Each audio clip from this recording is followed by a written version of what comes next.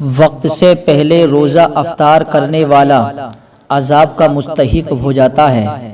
حضور صلی اللہ تعالی علیہ وسلم فرماتے ہیں کہ ایک رات میں سو رہا تھا، دو شخص آئے اور مجھے ایک پہاڑ پر لے جا رہے تھے۔ راستے میں نے چیخنے اور چلانے کی آوازیں سنی تو میں نے کہا یہ آوازیں کیسی ہیں؟ تو ان دو لوگوں نے مجھے بتایا یہ ایسے لوگوں کی آوازیں ہیں جو جہنمی ہیں۔ پھر میں نے آگے گیا تو وہاں پر ایک قوم کو دیکھا جو الٹے لٹکے ہوئے تھے اور فرشتے ان کے منہ اور جبڑوں کو پھاڑ رہے تھے جس سے خون جاری ہے، خون بہ رہا تھا۔ میں نے پوچھا یہ لوگ کون ہیں؟ تو بتایا گیا یہ وہ لوگ ہیں جو وقت سے پہلے روزہ افطار کر لیتے تھے۔ اللہ اکبر۔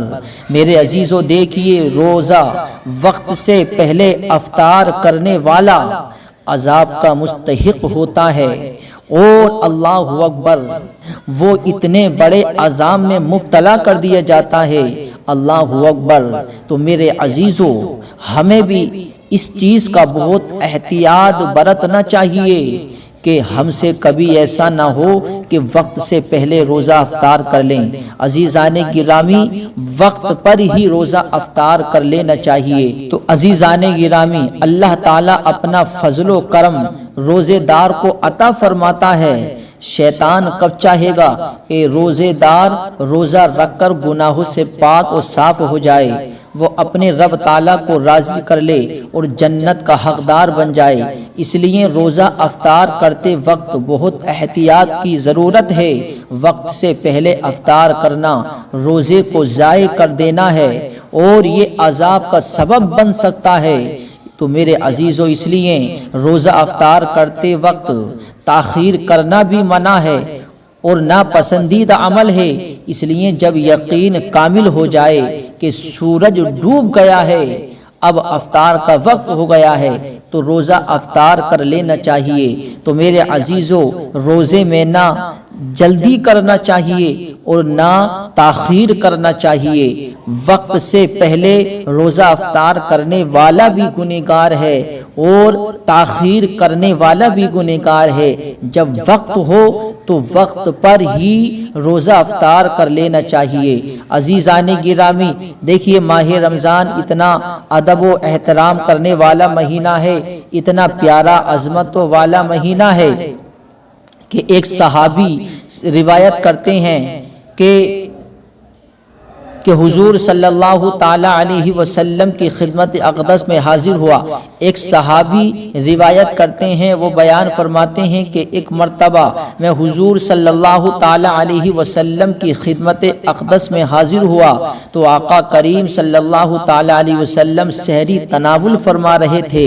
حضور صلی اللہ علیہ وسلم نے پھر ارشاد فرمایا کہ سحری برکت کی چیز ہے، سحری کھانا یہ برکت ہے، اللہ رب العزت نے اس میں برکتیں رکھی ہیں، اللہ تعالیٰ نے ہمیں یہ عطا فرمائی ہے، اللہ نے ہمیں یہ برکتیں دی ہیں۔ پھر آقا نے فرمایا اس کو مت چھوڑنا، اس کو کبھی ترک مت کرنا، کیونکہ میرے عزیزو، جب کسی کو سحری کھانے کے لیے بلاتے تو ارشاد فرماتے کہ آؤ برکت کا کھانا کھا لو۔ دیکھیے آقا صلی اللہ علیہ وسلم کی یہ شان ہے، آقا جب سحری کھانے کے لیے کسی کو بلاتے تو یہ نہیں کہتے آؤ کھانا کھاؤ، بلکہ آقا فرماتے آؤ برکت والا کھانا کھا لو۔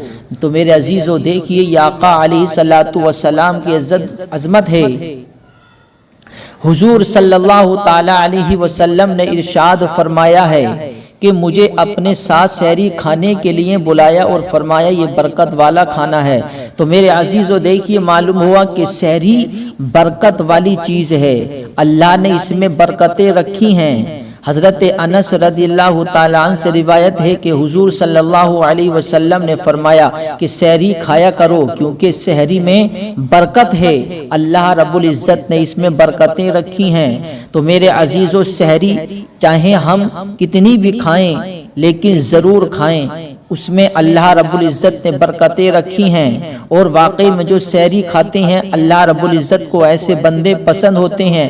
حضور صلی اللہ علیہ وسلم نے ارشاد فرمایا ہے، بڑی پیاری حدیث پاک ہے، آقا صلی اللہ علیہ وسلم نے ارشاد فرمایا کہ اللہ تعالیٰ اس کے فرشتے سحری کھانے والوں پر درود یعنی رحمت بھیجتے ہیں۔ تو میرے عزیزو دیکھیے، اللہ رب العزت بھی خوش ہوتا ہے سحری کھانے والوں سے، اور اللہ رب العزت کے فرشتے بھی خوش ہوتے ہیں سحری کھانے والوں سے۔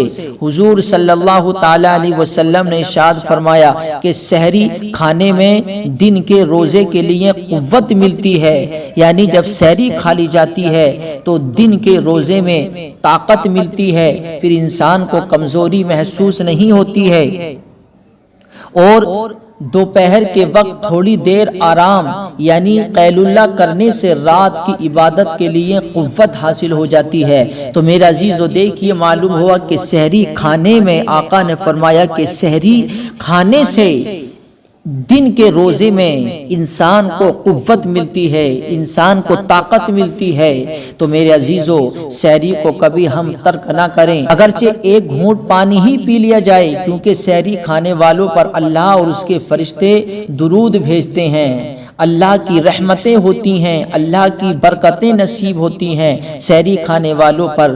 تو میرے عزیزو، یہ مہینہ اتنی عظمتوں والا، برکتوں والا مہینہ ہے کہ اس میں ہم کھانا کھا رہے ہیں تو کھانا کھانے میں بھی ہمیں ثواب مل رہا ہے، سبحان اللہ۔